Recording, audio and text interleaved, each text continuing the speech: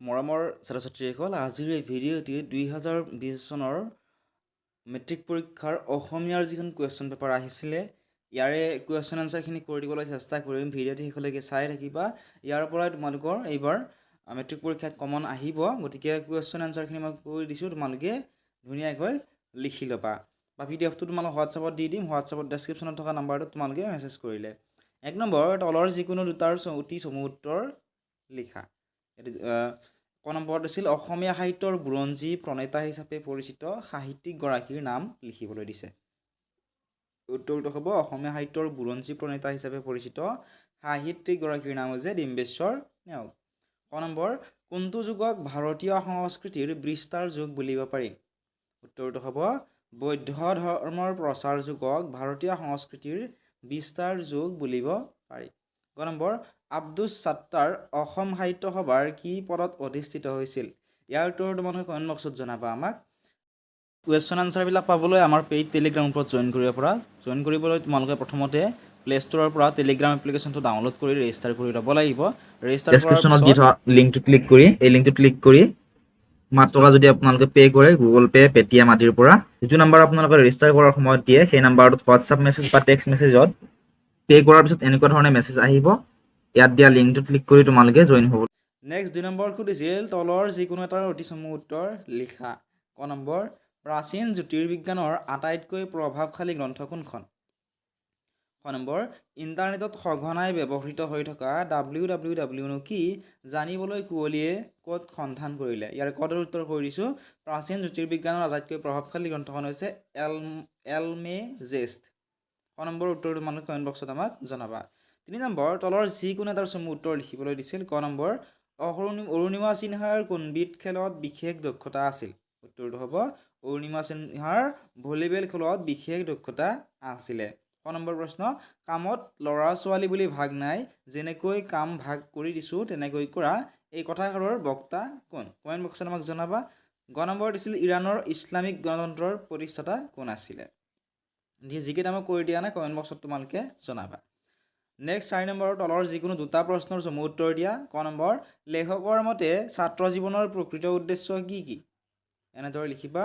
লেখকৰ মতে ছাত্ৰ জীৱনৰ প্ৰকৃত উদ্দেশ্য হৈছে একাগ্ৰতাৰে শিক্ষা গ্ৰহণ কৰা, মানুহৰ জীৱনৰ লক্ষ্য কি কি কাম কৰিলে মানৱ জীৱন সাৰ্থক হোৱাৰ লগতে সাংসাৰিক জীৱনৰ কৃতকাৰ্যতা লাভ কৰিব পাৰি ইত্যাদি বিষয়ৰ জ্ঞান লাভ বা শিক্ষা গ্ৰহণ কৰাই হৈছে ছাত্ৰ জীৱনৰ প্ৰকৃত উদ্দেশ্য। আকৌ ছাত্ৰ জীৱনৰ সীমাত থাকি সমাজ তথা দেশৰ সেৱা কৰাও ছাত্ৰ জীৱনৰ আন এক উদ্দেশ্য। ক নম্বৰ আৰু গ নম্বৰ মই কৰি দিয়া নাই। ক নম্বৰ সুধিছিল মোগল সম্ৰাট বাবৰৰ আমোলত ভাৰতত প্ৰৱেশ কৰা চিত্ৰকলাৰ নতুন ধাৰাটি কেনে আছিল? গ নম্বৰ সুধিছিল এই গোটেইবোৰ হ'ল স্বতঃপ্ৰণোদিতভাৱে হোৱা প্ৰক্ৰিয়া, কথাষাৰৰ অন্তৰ্নিহিত অৰ্থটি বুজাই লিখা। 5 নম্বৰ, তলৰ যিকোনো এটা প্ৰশ্নৰ চমু উত্তৰ লিখা। ক নম্বৰ, 1543 খ্ৰীষ্টাব্দত কিয় মানৱ ইতিহাসৰ এটি উল্লেখযোগ্য বছৰ বুলি কোৱা হয়? এনেদৰে লিখিবা। 1543 খ্ৰীষ্টাব্দক মানৱ ইতিহাসৰ এটি উল্লেখযোগ্য বছৰ বুলি কোৱা হয় কাৰণ সেই বছৰটোতে দুখন যুগান্তকাৰী গ্ৰন্থ প্ৰকাশিত হৈছিল। পুথি দুখনৰ দ্বাৰা পোলেণ্ডৰ নিকলাছ কপাৰনিকাছে জ্যোতিৰ্বিজ্ঞান আৰু বেলজিয়ামৰ এণ্ড্ৰিয়াছ হেছলিয়াছে মানৱ শৰীৰ বিজ্ঞান সম্পৰ্কীয় বৈপ্লৱিক ধাৰণা বিজ্ঞান সমাজৰ আগত প্ৰকাশ কৰিছিল। ক নম্বৰ সুধিছিল ভাইৰাছে কম্পিউটাৰ এটাৰ কেনেদৰে বিজুতি ঘটাব পাৰে? 6 নম্বৰ সুধিছিল তলৰ যিকোনো তিনিটাৰ চমু উত্তৰ লিখা। ক নম্বৰ, একোগৰাকী ব্যক্তিয়ে নিজৰ প্ৰতিভাৰে জাতীয় জীৱনত জিলিকি উঠি আন সহস্ৰজনৰ বাবে আশা আৰু প্ৰেৰণাৰ বতৰা কঢ়িয়াই আনে, কথাষাৰৰ যুক্তিযুক্ততা অৰুণিমা সিনহাৰ জীৱনৰ আধাৰত বুজাই লিখা। ক নম্বৰ, কাজিৰঙালৈ যাত্ৰা কৰি কি বিশেষ শিক্ষা লাভ কৰিলে বুলি শিক্ষাৰ্থীসকলে শিক্ষক শিক্ষয়িত্ৰীসকলক অৱগত কৰিছিল? এনেদৰে লিখিবা। কাজিৰঙালৈ যাত্ৰা কৰি শিক্ষাৰ্থীসকলে লাভ কৰা বিশেষ শিক্ষাবোৰ হ'ল 1 নম্বৰ, নিজে কৰিব পৰা কামবোৰ নিজেই কৰিব লাগে, আনে কৰি দিব বুলি বাট চাব নালাগে। 2 নম্বৰ, গছ হ'ল বনৰ জীৱ জন্তু আৰু মানুহৰ বন্ধু। 3 নম্বৰ, ল'ৰা আৰু ছোৱালী সকলো সমান। 4 নম্বৰ, আত্মৰক্ষা কৰিব নাজানিলে মৰসাহ দেখুওৱা উচিত নহয়। 5 নম্বৰ, দলীয়ভাৱে কৰিবলৈ গ'লে অনুশাসন শৃংখলা মানি চলাটো জৰুৰী কথা। গ নম্বৰ প্ৰশ্ন, তেহৰাণৰ প্ৰাকৃতিক অৱস্থা কেনেকুৱা লিখা? লিখিবা এনেদৰে। তেহৰাণ এখন অতি সুন্দৰ চহৰ, ওখ ওখ পৰ্বতেৰে পৰিবেষ্টিত তেহৰানৰ প্ৰাকৃতিক পৰিৱেশ উপভোগ্য। তেহৰানক বহুতে পেৰিছৰ লগত তুলনা কৰে। গ্ৰীষ্মৰ 2টা মাহৰ বাহিৰে বাকী সময়ছোৱাত ইয়াৰ জলবায়ু অতি আৰামদায়ক। শীতকালত ইয়াত বৰফ পৰে। তেহৰানক এই সুন্দৰ জলবায়ু প্ৰদান কৰিছে এলব্ৰুছ পৰ্বতৰাশিয়ে। মহানগৰীখনৰ বাবে খোৱা পানী আহে পৰ্বতৰ ওপৰৰ হিম প্ৰবাহৰ পৰা। ঘ নম্বৰ প্ৰশ্ন, এভাৰেষ্টৰ বুকুত ভৰি থৈয়ে অৰুণিমাহঁতে খৰখেদাকৈ কিয় নামি আহিবলৈ বাধ্য হৈছিল?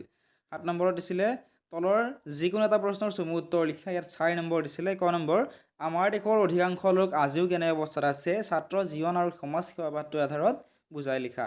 খ নম্বৰ, অজন্তাৰ গুহাৰ শিল্পকলাৰ এটি বিৱৰণ দিয়া।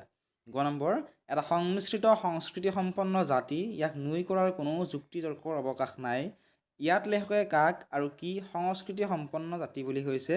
নুই কৰাৰ কোনো যুক্তি তৰ্কৰ অৱকাশ নাই বোলা কথাষাৰৰ সত্যাসত্য বিচাৰ কৰা। 8 নম্বৰ, তলৰ যিকোনো এটা প্ৰশ্নৰ চমু উত্তৰ লিখা। ক নম্বৰ, বিজ্ঞান ধাপে ধাপে আগবাঢ়ে। প্ৰত্যেক বিজ্ঞানীয়ে তেওঁৰ পূৰ্বৱৰ্তী বিজ্ঞানীসকলৰ কামৰ ওপৰত যথেষ্ট নিৰ্ভৰশীল। নিউটন আৰু সপ্তদশ শতিকাৰ বৌদ্ধিক বিপ্লৱ প্ৰাপ্তিৰ সহায়ত বুজাই লিখা। খ নম্বৰ, ইণ্টাৰনেটৰো মিঠা সুবিধাৰ লগতে তিতা অসুবিধাও আছে। কথাষাৰৰ বক্তা কোন? ইণ্টাৰনেটৰ সুবিধা আৰু অসুবিধাৰ বিষয়ে পাঠটোৰ আধাৰত বুজাই লিখা। নেক্সট 9 নম্বৰত আহিছিলে অতি চমু উত্তৰ লিখা। ক নম্বৰ, সনক খনন্দ যোগী যাহা কঢ়িয়াই। সনক খনন্দ আদি যোগীসকলে কাক ধ্যান কৰে বুলি কৈছে? উত্তৰটো হ'ব সনক খনন্দ যোগীসকলে ভগৱানক ধ্যান কৰে বুলি কৈছে। খ নম্বৰ, আজান ফকীৰৰ আচল নাম কি আছিল? উত্তৰটো হ'ব আজান ফকীৰৰ আচল নাম আছিলে হজৰত শ্বাহ মিলন। 10 নম্বৰ প্ৰশ্ন, তলৰ যিকোনো এটা প্ৰশ্নৰ চমু উত্তৰ লিখা। ক নম্বৰ, মন্দিৰৰ উপেক্ষিত কি ফুলে প্ৰেম পৰিমল যচা বুলি কবিয়ে কৈছে? উত্তৰটো হ'ব মন্দিৰৰ উপেক্ষিত ৰবাব ফুলে প্ৰেম পৰিমল যচা বুলি কবিয়ে কৈছে। খ নম্বৰ, অসমৰ হেংদাং ক'ত জিলিকিছিল? গ নম্বৰত সুধিছিল হৰে কৃষ্ণ ডেকাদেৱে 2010 চনত লাভ কৰা বঁটাটোৰ নাম কি? তাৰপিছত 11 নম্বৰত সুধিছিলে যে উত্তৰ লিখা। ক নম্বৰ, কবি মাধৱদেৱৰ সাহিত্যিক কৰ্মৰাজি কি ভাগত ভাগ কৰিব পাৰি উল্লেখ কৰা। এনেদৰে লিখিব পৰা। নৱবৈষ্ণৱ ধৰ্মৰ অন্যতম প্ৰচাৰক মহাপুৰুষ শ্ৰী শ্ৰী মাধৱদেৱ ধৰ্ম প্ৰচাৰৰ লগতে সাহিত্য সংস্কৃতিৰো পূজাৰী আছিল। এইজনা মহান গুৰুৰ সাহিত্যিক জীৱনৰ কীৰ্তিস্তম্ভ হ'ল নামঘোষা। 1000টা ঘোষা থকাৰ বাবে এইখনক হেজাৰী ঘোষা বুলিও কোৱা হয়। তেখেতৰ সাহিত্যিক কৰ্মৰাজিক তলত দিয়া ভাগত ভাগ কৰিব পাৰি। 1 নম্বৰ, আখ্যানমূলক ৰচনা হৈছে ৰাজসূয় কাব্য আদিকান্ত ৰামায়ণ। খ নম্বৰ, তত্ত্বমূলক ৰচনা জন্ম ৰহস্য, ভক্তি ৰত্নাৱলী, নাম মালিকা আদি। নাট হৈছে তেওঁৰ অৰ্জুন ভঞ্জন বা দধি মথন। ঝুমুৰা হৈছে চোৰ ধৰা, পিম্পৰা গুচোৱা, ভূমি লেটোৱা আৰু ভোজন বিহাৰ। বা এইটো যদি নোৱাৰা খ নম্বৰটো কৰিবলৈ দিছিল মক্কাৰ দুৱাৰত চাহাব জীৱই মাৰে তালি, যেনে খালে শৈলৰ লগত দৰিকাৰ টপালি। কথাষাৰৰ অন্তৰ্নিহিত ভাৱটি বিশ্লেষণ কৰিবলৈ দিছিল। 12 নম্বৰত দিছিলে উত্তৰ লিখা। ক নম্বৰ, উঠাহে ঋত্বিক ধ্যানী অমৃতৰ পুত্ৰ, উঠা যত মুক্তি পথযাত্ৰী। কবিয়ে কিয় এনেদৰে আহ্বান জনাইছে বুজাই লিখা। এনেদৰে লিখিবা।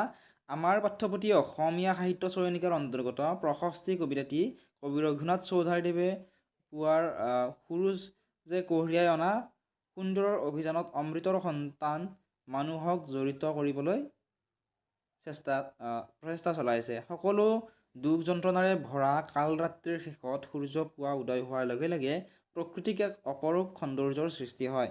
মানুহৰ জীৱনত দুখ যন্ত্ৰণাই অন্ধকাৰ স্বৰূপ। এই অন্ধকাৰৰ পৰা মুক্তি সম্ভৱ কেৱল ভগৱানৰ আৰাধনাৰ যোগেদি। প্ৰকৃতিৰ সন্মুখীনী সুধাৰ মাজেৰে কবিয়ে বাৰে বাৰে ঈশ্বৰৰ অস্তিত্ব উপলব্ধি কৰিছে। কবিৰ দৃষ্টিত সমগ্ৰ পৃথিৱীখনেই আলোক সন্ধানী। তেনে ক্ষেত্ৰত জীৱশ্ৰেষ্ঠ মানুহেও আলোকৰ অৰ্থাৎ দেৱত্বৰ সন্ধান কৰা উচিত। কবিয়ে মানুহক ঋত্বিক ধ্যানী অমৃতৰ পুত্ৰ সম্বোধনেৰে সকলো এলাহ অৱসাদ তন্দ্ৰা ত্যাগ কৰি চিৰ সুন্দৰৰ আৰাধনা কৰিবলৈ আহ্বান জনাইছে। প্ৰকৃতিৰ সকলো উপাদানৰ দৰে মানুহকো কবিয়ে চিৰমুক্তিৰ বাবে চিৰ সুন্দৰৰ ধ্যান কৰিবলৈ আহ্বান জনাইছে। বা এইটো যদি কৰিব নোৱাৰে তলৰ এটা অপশ্যন দিছিলে, এইটো তোমালোকে কৰিব পাৰা। 13 নম্বৰত দিছিল তলৰ যিকোনো এছোৱা ব্যাখ্যা কৰা। ক নম্বৰ, তোমাৰ চৰণ দুই মোৰ মহাধন, ভকতজনেৰ নিজ তুমি শেষ জীৱন।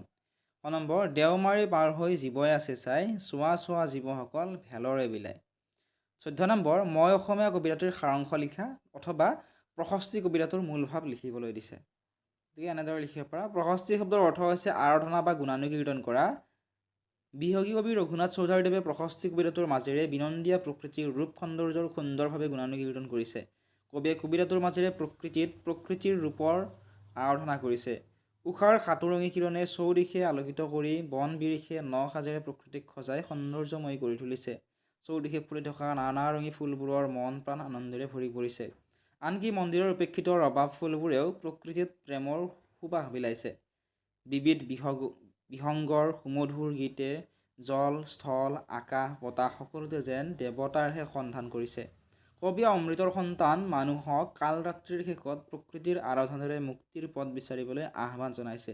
কবিয়ে প্ৰকৃতিক ভগৱান ৰূপে জ্ঞান কৰিছে। তেওঁৰ মোহনকিচক বেনুৱে বতাহত যেন সুমধুৰ সুৰেৰে মহামহিমৰ গীত গাইছে। সেয়েহে কবিয়ে ভক্তিবৃন্দক তন্দ্ৰা ত্যাগ কৰি এই সুন্দৰৰ আৰাধনা কৰিবলৈ আহ্বান জনাইছে। 15 নম্বৰ, তলত দিয়া যিকোনো এটাৰ ব্যাস বাক্যসহ সমাহাৰৰ নাম লিখা। ইয়াত পঞ্চাংগুল দিছে, এইটো হ'ব পঞ্চ আংগুলৰ সমাহাৰ আৰু মাৰ্কটো হ'ব দ্বিগু সমাস। তোমালোকে চাৰিটাখনটো কমেণ্ট বক্সত আমাক জনাবা। 6 নম্বৰ, তলত দিয়া যিকোনো এটা শব্দৰ সন্ধি ভাঙা। ইয়াত দিছিল হিতৈষী আৰু শীতাৰ্থ। গতিকে হিতৈষীটো তোমালোকে কমেণ্ট বক্সত জনাবা।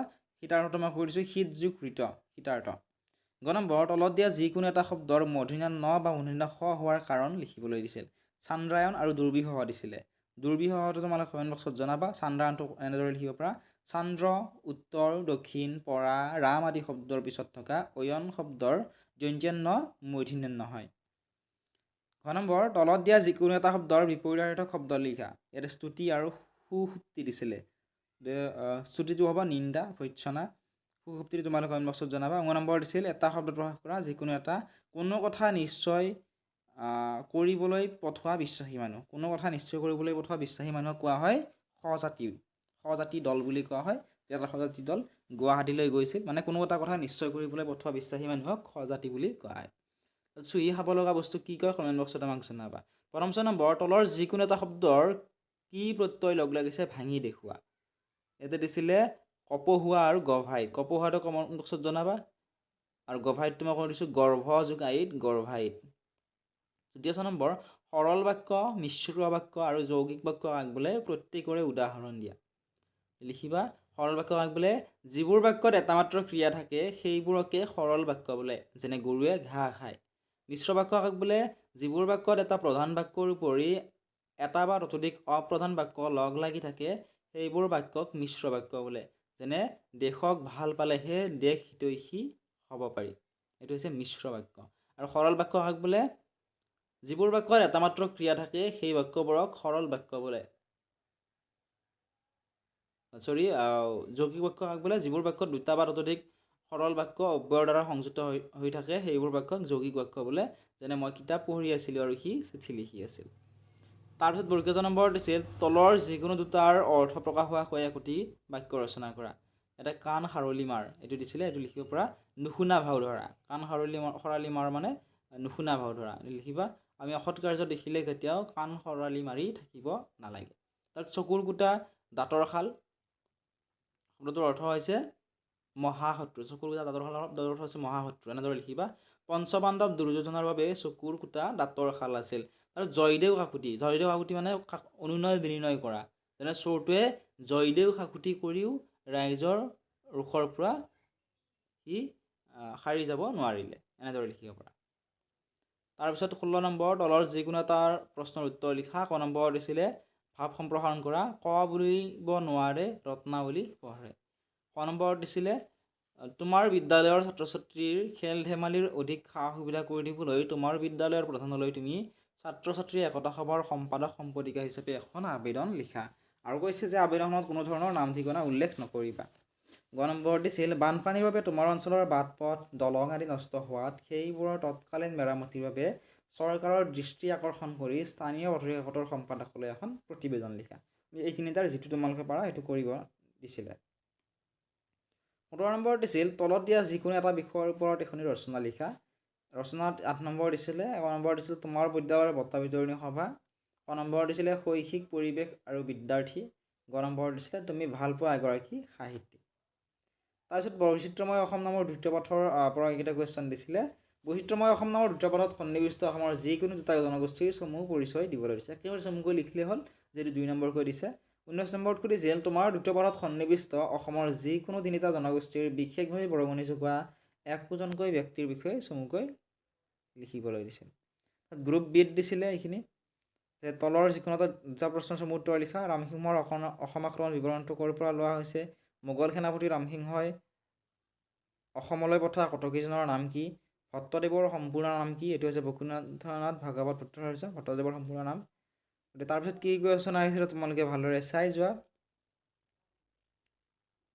আৰু ক্লাছ 10ৰ অসমীয়াৰ গোটেইবিলাক পাঠৰ কুৱেশ্যন এনচাৰৰ ভিডিঅ' আপলোড কৰা আছে যদিহে এতিয়ালৈকে চোৱা নাই ডেছক্ৰিপশ্যনত লিংক দিয়া আছে তাত ক্লিক কৰি তোমালোকে চাই ল'বা 24 নম্বৰত দিছিলে ক নম্বৰ তলৰ যিকোনো এটা প্ৰশ্নৰ এটা শব্দৰ আধুনিক ৰূপ লিখা এটা উত্তৰল আৰু তাসাম বাক দিছিলে উত্তৰল শব্দৰ অৰ্থ হৈছে আধুনিক ৰূপ হৈছে হৰণ কৰিলে ক নম্বৰ দিছিল তলৰ বাক্যটি শুদ্ধকৈ লিখা এটা বাক্য দি আছে ভুলকৈ দি আছে বাক্যটো শুদ্ধকৈ লিখিব লৈছে এটা দিছিল তুমি কালি যেনে তেনে যাবা এটা কালি নহয় তুমি কাইলৈ যেনে তেনে যাবা গ নম্বৰ দিছিল তলৰ শব্দ দুটাৰ একোটাকৈ সমাৰ্থক শব্দ লিখা ইয়াতে মুখ আৰু স্বামী দিছে মুখৰ সমাৰ্থক শব্দ হ'ব বদন আৰু স্বামীৰ সমাৰ্থক শব্দ হ'ব পতি সমাৰ্থক শব্দ মানে হৈছে একে অৰ্থ বুজোৱা শব্দ 25 নম্বৰ অনুসৰ্গ কাক বোলে এটা উদাহৰণ দি বাক্যত প্ৰয়োগ কৰি দেখুওৱা অনুসৰ্গ উপসৰ্গ কাক বোলে গোটেইখিনি এক্সপ্লেনেশ্যনৰ কৈ দিয়ে দুদিন আগত মই ভিডিঅ' এটা আপলোড কৰিছিলোঁ আন এটা ভিডিঅ' আমি আপলোড কৰিম গোটেই দুটা ভিডিঅ' চাই ল'বা অকল মেট্ৰিক পৰীক্ষা বুলি নহয় হায়াৰ ছেকেণ্ডাৰী পৰীক্ষা তো সেইখিনি তোমালোকৰ কামত আহিব যেতিয়া চোৱা নাই চাই ল'বা অনুসৰ্গ কাক বোলে যিবোৰ বৰ্ণ বা বৰ্ণ সমষ্টি ক্ৰিয়া বা অন্য পদৰ পিছত বহি সিহঁতৰ অৰ্থ বিশেষভাৱে দেখুৱাই সেইবোৰক অনুসৰ্গ বোলে অনুসৰ্গৰ উদাহৰণ তুমি চিঠিখন লিখাচোন অনুসৰ্গ কি চোন বাক্য কি হৈছে তুমি চিঠিখন লিখাচোন অনুসৰ্গৰ উদাহৰণ দিব পাৰে অনুসৰ্গৰ উদাহৰণ হৈছে চোন বাক্যটোত লিখাচোন লিখাৰ লগত কি হৈছে চোন যোগ হৈছে প্ৰথম চত প্ৰকাৰ দন্ত্যান্ন তাৰপিছত 26 নম্বৰ তলৰ যিকোনো দুটা চমু টকা লিখা ইয়াত আছিল পয়াৰ লেচাৰী আৰু ছবি লিখিবা এনেদৰে পয়াৰ এবিধ দ্বিপদী চন্দ্ৰ এটা চন্দ্ৰত 14 মাত্ৰাৰ দুটা চৰণ থাকে প্ৰত্যেক চৰণত ক্ৰমে 8+6 মাত্ৰাৰ দুটাকৈ পৰ্ব থাকে দুয়ো চৰণৰ শেষ বৰ্ণ মিলে এনে চন্দ্ৰৰ একোটা স্তৱকত মুঠ 8+6+6+6 সৰ্বমুঠ 28টা অক্ষৰ থাকে ইয়াতে উদাহৰণ দিছে যেনে প্ৰথমে প্ৰণাম ব্ৰহ্ম ৰূপী সনাতন সৰ্ব অৱতাৰকা ରଣ নাৰায়ণ ছবিৰ চমু টকা লিখিব পৰা এনেদৰে ছবি এবিধ ত্ৰিপদী চন্দ্ৰ ইয়াত 8 আৰু 10 মাত্ৰাৰ তিনিটাকৈ ছটা পৰ্বৰ দুটা চৰণ থাকে দুয়ো চৰণৰ শেষ অক্ষৰ মিলে এই চন্দ্ৰৰ একোটা স্তৱকত মুঠ 52টা অক্ষৰ থাকে তাৰপিছত গ্ৰুপ চিৰ এইখিনি ৰিজিভাৰটিৰ পৰা আহিছিলে এইখিনি তোমালোকে চাবা 1 নম্বৰ দিছিলে translate any two of the following in your mother language মানে তোমাৰ যিটো মাতৃভাষা হয় অসমীয়া বড়ো যি হয় তোমালোকৰ মাতৃভাষা সেই মাতৃভাষাটোত তলত দিয়াখিনি অনুবাদ কৰিবলৈ দিছিল তাৰপিছত তলত কেইটামান প্ৰশ্ন দিছিল answer any one of the following এই নম্বৰ দিছিল where does Lakshmi reside and to what extent Lakshmi ক'ত কেনেদৰে বাস কৰে গোটেই কুৱেশ্যনবিলাক চাই যোৱা কেনেকুৱা ধৰণৰ আহিছিল PDF-টো তোমালোকক যদিহে লাগে আমাৰ পেইড টেলিগ্ৰাম গ্ৰুপতো জইন কৰি ল'ব পৰা যদিহে এতিয়ালৈকে জইন কৰা নাই গোটেইবিলাক লিংক ডেছক্ৰিপশ্যনতে দি থোৱা আছে মাত্ৰ 20 টকা পে' কৰি তোমালোকে জইন হ'ব পাৰিবা ক্লাছ 9ৰ যিবিলাক কুৱেশ্যন এনচাৰৰ ভিডিঅ' আপলোড কৰা হয় গোটেইখিনিৰ উত্তৰ তোমালোকে তাত পাই যাবা